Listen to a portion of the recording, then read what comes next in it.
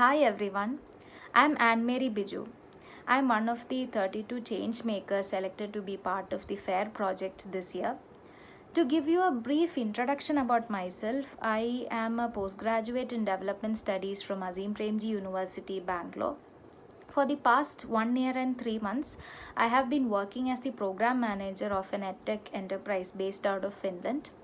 Along with the same, I have been pursuing my interests in the areas of research and writing on topics of personal curiosity and interests such as gender, labor, the digital economy, cultural studies, and so on. So, as all of you would have noticed, I have titled my showcase for the day as Humanizing the Platform Economy. So I would just like to state how I came about this topic and my brief engagement with this topic over the past 2.5 years. So I was introduced to this topic when I undertook a related study when I was studying the restaurant industry in Kochi, which is also my hometown, during my post graduation. So there the element of platform economy and how it drove trends, particularly at the disposal of customers, was quite interesting to me. And as I deep dived into this entire scenario of labor, I was I was like exposed to various promising scenarios that the platform economy has put itself forward to, such as being an employment equalizer, or as being enabling yourself to take up employment as a self-employed person. So it is quite attractive for anybody to not have a boss, to be your own boss. So these are certain certain areas that the platform economy has been very significantly addressing, or at least promises to address, as it has entered various facets of our everyday life. So before I go further, I think it would be nice if I give a brief definition of what the platform economy is, for the benefit of at least few who would watch this video and wonder what exactly the platform economy is. So to put it very crudely, uh, when you use a digital interface such as an app, in which there is the promise of a particular service or a good, you are essentially engaging in a transaction within the platform economy. So for a customer using an app like Swiggy to get his or her food delivered is a service of the platform economy. So for this, there is the customer who is sitting at the receiving point, and there is the interface of the digital platform that you're using, in this scenario being Swiggy. And then there is the delivery agent who ensures that the service promised by Swiggy is being delivered to you. So this is very simply the platform economy. It is not limited to just delivery work, or even the cab driving, or there are care platforms who offer care services for the elderly, or there are beauty platforms offering various salon services to you at homes. And on the other hand, there is also online platform economy work, which primarily uses various social media platforms. So at this day and age, you can be an influencer, an e-commerce vendor, or you can be you can be a person who is pursuing their passion and trying to figure out things while garnering a lot of the services that you would want to exhibit as a person of a certain talent. So it can be that of a digital marketer. So various avenues of the platform economy are quite interesting, and to be honest, it's quite vast. So because of its vastness itself, there is no such data on how many platform economy workers are there. Although there are interesting initiatives like e-shram that is being devised by the central government, to in an attempt to ensure that there are social benefits that the platform economy workers are able to avail. So the biggest benefit of this entire scenario of work has particularly been from the point of being an employment equalizer. So within patriarchal societies, like which generally guides most of the developing nations, women workers labor, or how they are able to take up work, has largely been a product of if they are able to cater to their gendered roles of work, within their households, and then they can cater to their passions or whatever they want to pursue. So the platform economy has very well catered to this narrative as well. So you can be a self-employed worker while catering to your gendered responsibilities, and it is you who would decide how much you want to work or how much money you would want to earn. So depending particularly on the time you can devote to it, you are able to derive your earnings from the particular platform economy job that you undertake. So then what is the problem in this very nice picturization and like a solution to the problem of unemployment within the urban space that I am pointing at? So I would like to state certain like anecdotes to substantiate certain points that I would like the platform economy to consider, whether it be delivery platforms or any stream of work that the platform economy caters to, so that it is more humane in the way that it treats the laborers that they have at their disposal. So firstly, I would strongly resort to the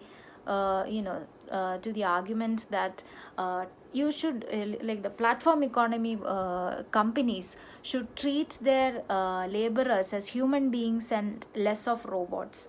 So here I am pointing out at the very familiar scenario of how major delivery platforms have this promise of speed delivery, like within 30 minutes you get the particular grocery or your particular food package, or any deliverable that you as a customer ordered.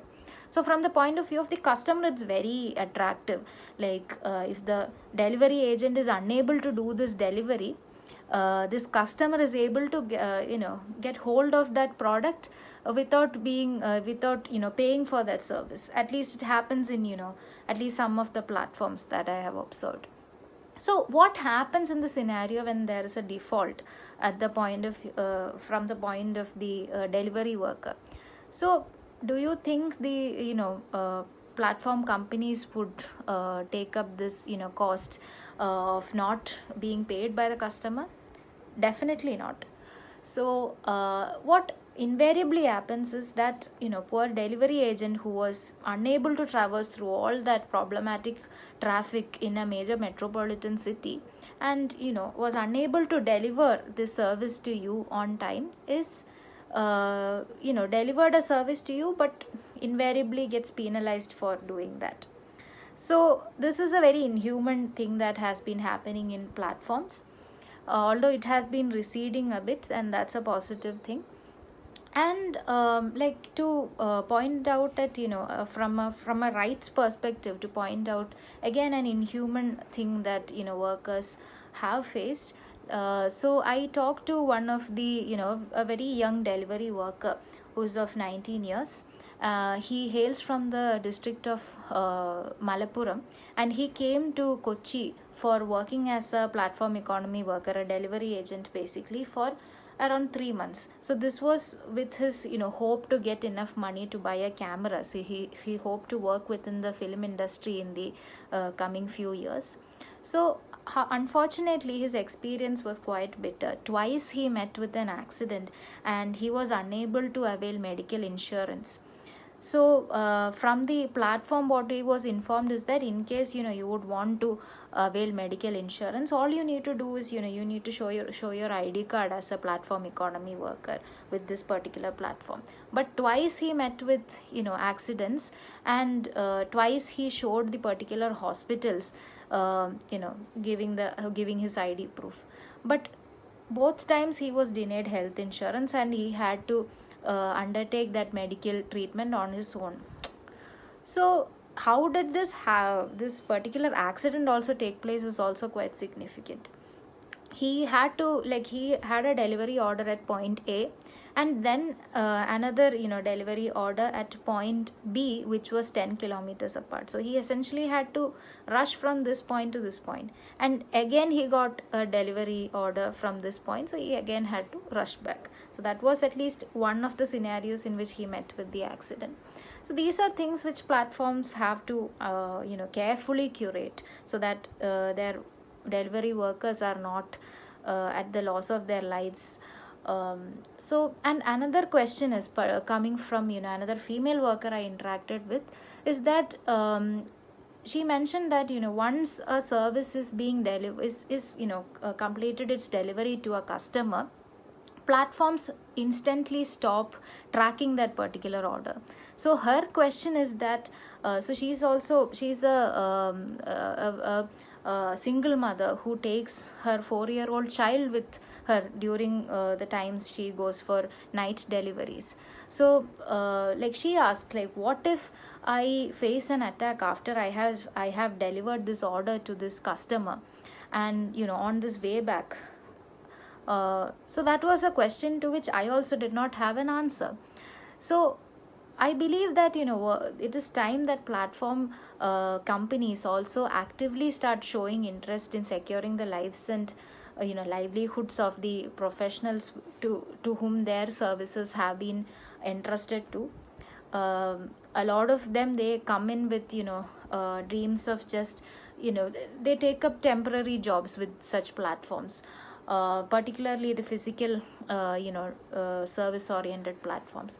However, they have larger dreams to cater to, and there are also workers who hope to work within this scenario of work as well.